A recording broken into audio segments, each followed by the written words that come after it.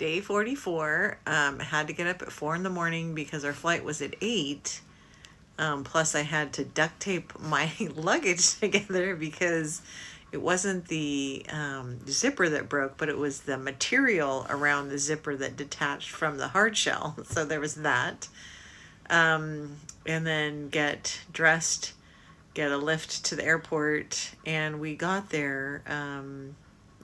For international flight, you're supposed to get there 3 hours early. Well, our flight was delayed, but they didn't send the message until 10:30 the night before. But I didn't get it because we went to bed super early, because we had to get up at 4. And then, so we got there and we waited, and our flight didn't end up taking off until 10:40. It was supposed to take off at 8. I think 45. 8. No, it was 8 originally, and then they had moved it to 8:45, and then it was 10:40. Anyway, so 5 hours in the Honolulu airport, but it was fine. We ate and watched videos and whatever, walked around. And we met someone. Oh yeah, and then Brooke met this lovely woman that is from Japan that has a business in Honolulu, and so she made that connection, which was cool. And I'm very rusty with my Japanese, so that was interesting.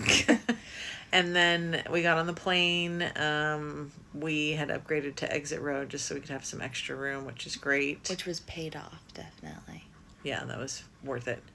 Because the Zip Air is what we took, and Zip Air is kind of like Frontier for Japan, pretty much. Yeah, so it's kind of a budget airline.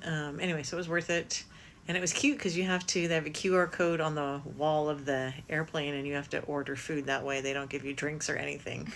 So you have to order everything. So we ordered all kinds of different things. We had pre-ordered a meal, and then for both of us, and then I ordered udon, and I brought a ramen. So I also had that, but that was really spicy, so that's why. We got trail mix for snacks and lots of waters. Yeah. And not a lot of sleeping happened on the flight.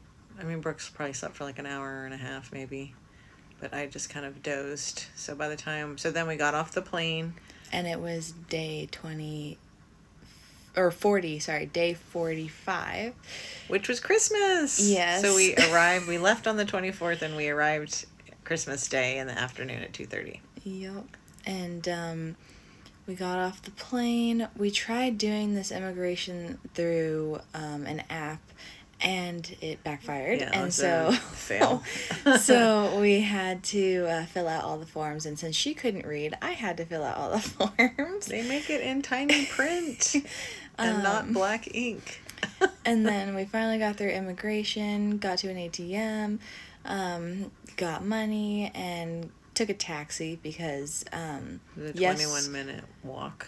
Yeah, we had to get on a train from terminal to terminal and then took a taxi. It was a 21-minute walk, but we decided not to do that and just took the taxi. Yeah, a 10-minute taxi ride.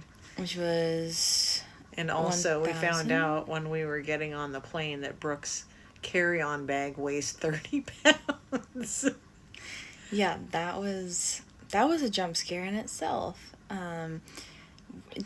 We paid extra to have a carry-on bag weigh a little more, and someone put their scale on pounds, and it was supposed to be kilograms. And so when he was like, your bag exceeds for both of our bags, we sort of had a little wake-up call, if you will.